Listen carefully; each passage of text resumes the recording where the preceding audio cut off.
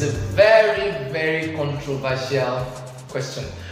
You know, for me, I am going to belong to one side. Yes, I don't want to sit on the fence. It is either yes or no for this. In as much as I do not like to think for people, I feel the gospel is where Christ has embedded everything. Everything. The originality of everything is inside the gospel. Or let me say the church. Because the church, as we know, is not that the four walls, you know, it's not the four walls, you know, brick, stone, whatever that we build today. We call it a church. Church is we, and we are the church. So, for me, secular tunes being used in the church, I'm not going to sit on the fence. It's a no for me. Because we are empowered by the Holy Spirit. And then there is no inspiration, because I feel that the originality of every inspiration in this life, in heaven and on earth, you know, comes from the Holy Spirit. And then if we say we are the carriers of the Holy Spirit, then we should be the one, you know, the ones to dictate what obtains in the society, you know, for people. So I feel it's high time we stopped adopting what is in the secular, bringing it to the church. It should be the other way around. It should be the secular carrying what belongs to the church and taking it to the world. It shouldn't be the other way around. Yes, it shouldn't be the other way around. So I don't want to sit on the fence. I belong to God. I belong to the side of the gospel, and I say a total no. Whatever anybody likes to say about that, well, everybody is entitled to their opinion, you know, but then I feel it should stop. It should stop because we carry more depth. Recently, somebody was discussing with me, and he said he discovered that producing gospel music is very, very extremely tasking than producing other genres of music. I said, yes, you're very right. Because I spent, before I could release the album, the Purpose album, I think we spent close to 2 years before it, you know, was out. And then I checked the duration, you know, the time frame of all the productions. Because sometimes the Holy Spirit gives you a chorus, and then probably because of one distraction or the other, you're not able to get the next thing in the song, and you have to wait for, you know, a couple of months before the Holy Spirit reminds you and gives you, you know, further progress, you know, about the song. So, talking about bringing the secular tunes into the church, I say total no to that. But then we must join hands and walk in line and in tune with the Holy Spirit. In line, we must join hands with the Holy Spirit. Yes, because God actually wants us to be obedient. You know, sometimes I said it the other time when we were discussing about the industry aspect of music. You know, when you begin to think about money above God, when you begin to think about money above ministry, when you begin to think about money above a life of impact with your ministry, then you begin to do things that are not in tune and in line with the Holy Spirit. So, I feel that many people, you know, bring secular tunes into the gospel because they want people to listen to them, they want people to hear them. They look for what is reigning, they look for the raves of the moment, you know, and then they pick it up, extract certain things, and then, you know, mumble jumble everything together, and then at the end of the day, you get a second fiddle to what obtains in the secular. No originality. So when you bring something from the street into the church, you have murdered the originality that the Holy Spirit, you know, gives us. You know, the originality that comes from the source called the Holy Spirit. And then at this point, let me also mention it here. At this point, that I have, over time, I have listened to many of our people in the music ministry. I commend a lot of them. Powerful, anointed minstrels to the glory of God. But then we can do better.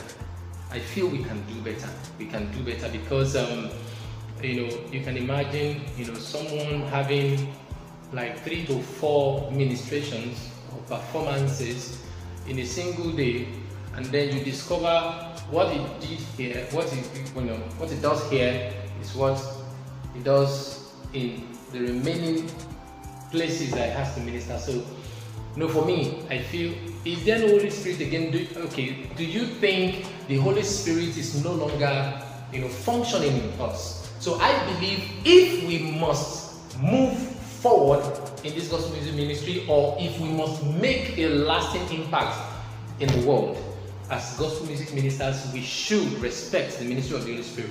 It is very, very important. And that will make me to finalize on this point, that bringing tunes from the secular into the church is absolutely wrong. Yes, it's absolutely wrong. Absolutely wrong. Because the Holy Spirit is what inspires us, is what gives us inspiration. That's my take. Hey! Well, I think locally, I have quite a handful of powerful anointed minstrels. By the help of God, we were able to, have one of them on the Purpose album, Mike Abdul. Yes, I dreamt of doing something reasonable, with him musically many years even before I actually met him. In fact, the song we did together was actually written when I had him in mind to do something with him. And after about, I think 12 years after, was when we actually, when I actually had the opportunity to meet him, and then it's a powerful song. So after Mike Abdul, I think locally, I like to do something with Tope Alabi. Yes, powerful. Shola, listen, beautiful. And let me come to the Oyimbos among us. Yes, the Oyimbos among us. I'm still talking about the local, guys here that I like to work with. I think I'd like to do something with Nathaniel Bassey. This is a man that has influenced me so much, musically. Nathaniel Bassey, I don't know which word to use to, I should use to describe him, but God is really, really doing a lot through him. Yes, God is really, really changing things, changing the face of gospel through him. So I'd like to do something reasonable with him. Yes, very, very soon. I'd like to. Then, foreign wise, I think Marvin Sapp, Pastor Marvin Sapp. Yes, I like him so much. I listened to one of his songs many years back. He saw the best in me. He saw the best in me.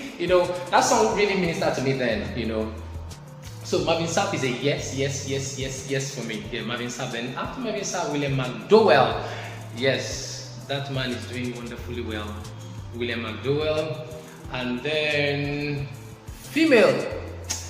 I think I'd like to work with, if God still, I pray God still preserves her. I think I'd like to do something with Shelley Caesar.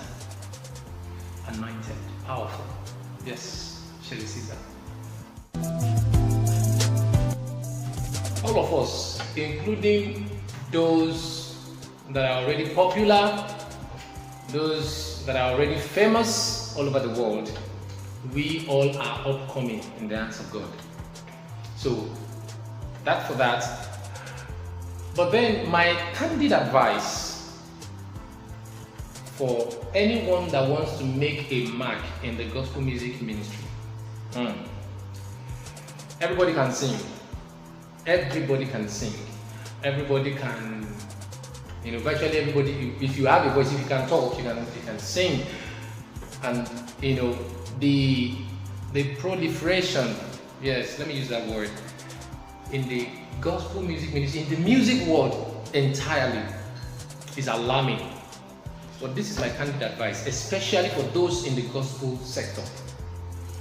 If fame, money, recognition, or what have you is the reason why you dey carry microphone say you want enter music ministry,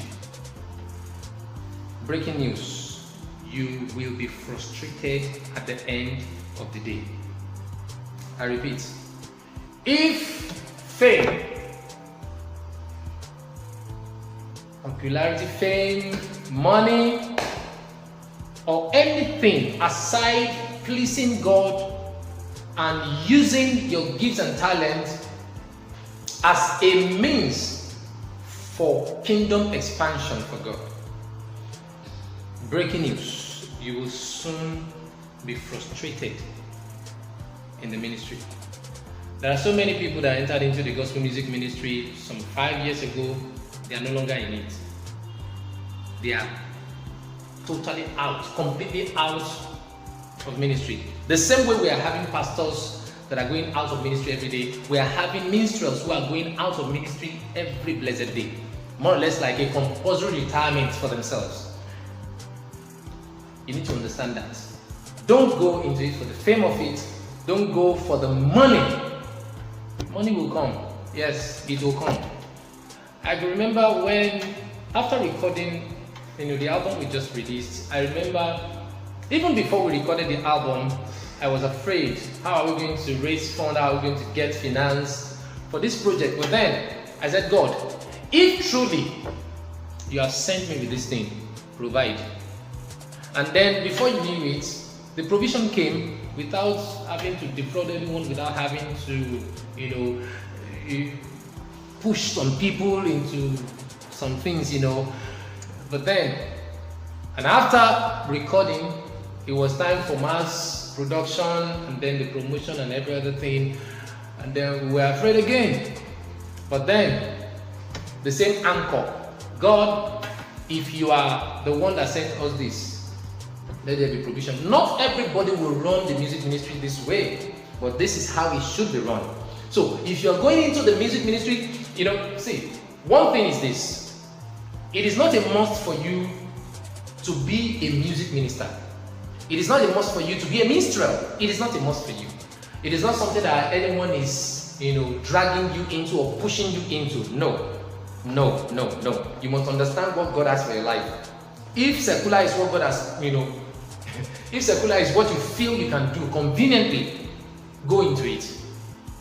That is where they do it for the fame and for the money.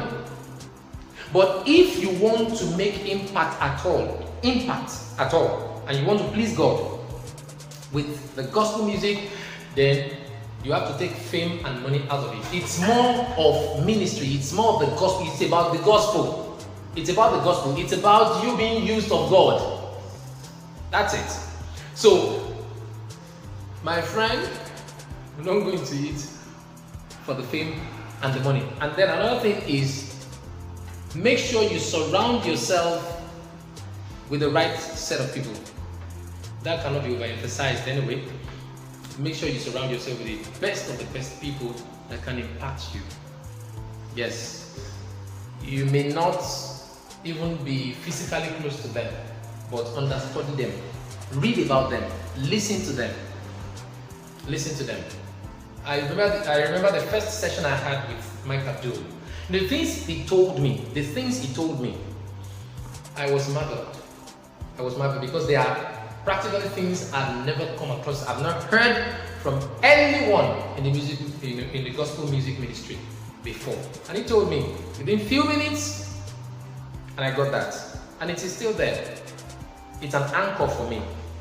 So, surround yourself with mentors that can impact you. The right set of mentors. Don't go and follow people that will make you derail. Don't go and follow them. Because everyone is singing gospel does not mean God recognizes them. Does not mean they are doing it right. Prayerfully. And then with Ifarabale, somebody will say, Ifarabale, you need to calm down to be able to understand or know the right set of mentors that you actually need for yourself. So, and when you get to know them, Don't take them for granted. Don't take their relationship for granted. Honor them. Learn from them. Learn what you're supposed to learn. There are times you may even be older than them, age-wise. They may be older than you age-wise. But then the most important thing is for you to succumb. Honor them. Learn what you're meant to learn. And then you see things, becoming clearer, and then you see yourself growing more and more, in the ministry. Well, for me, let me say this first. I would say I am not totally different from others because we all are ministers. But then there is always a level of uniqueness in everyone. Now God created us uniquely.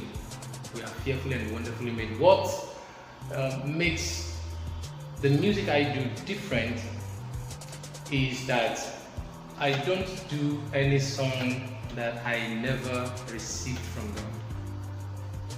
Yes, when it has to, be a recording, I don't record any song that I've never received from God. So I feel that's the uniqueness. And then, personally, I believe so much in excellence. Yes, excellence is part of my watchword musically and in every other thing that I do, excellence. Then, the first one, I don't record any song I ever received from God. Secondly, excellence. Excellence, non-negotiable. Hi viewers, my name is Dewoley. Keep watching Gospel Cafe TV. Don't change it dial forever. I think about your power, your miracles in your hand. I can only imagine how so wonderful you are. You set everything in order by your light and by your mind. You are more than what the people say. You are God all by yourself, all by.